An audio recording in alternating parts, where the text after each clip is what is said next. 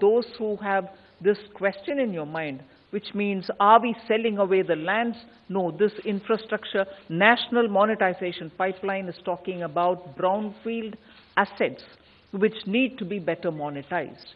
And more importantly, I want to show you again a slide which Amitabh showed and which has been very clearly emphasized by Rajiv Kumarji, that ownership of assets remains with the government.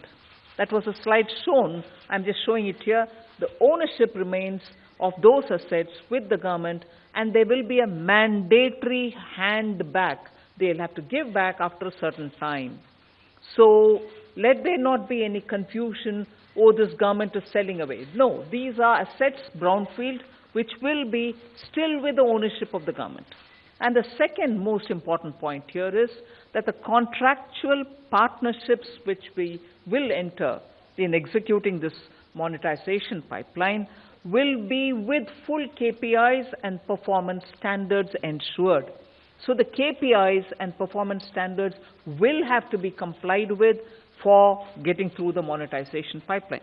So they're all de-risked assets, no doubt, and the value from the consideration and the private investment which will come into maintaining it, optimally utilizing it, putting it for a larger cost, all this will generate greater value, and it will unlock resources for the economy, which is what we want. The economy needs more resources. The economy wants that kind of a liquidity, that kind of a value unlocking with which we can move forward. So we'll have to understand that this is a transition. You're bringing in greater innovative ways of private participation.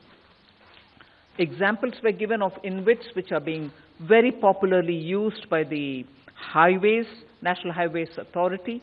Power Grid Corporation, for instance, has also used the InvIT rates model, and as a result, they were able to raise more than 7,000 crores.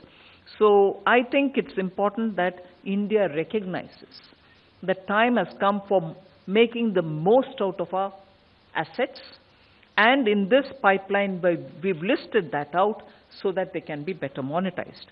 How do you think this is going to work out? How is the government confident that this is going to work out? And really, for it to work out, have we done enough groundwork? I would like to draw your attention. I'm sure all of you are aware, but in this context, it is necessary for us to draw to some facts which have happened in the last 7 years. There's been a consistency in policy, and the regulatory support has also been periodically reviewed by the Prime Minister himself to make sure, in the name of ease of living, in the name of ease of doing business, we are making sure that the regulatory support is also consistent.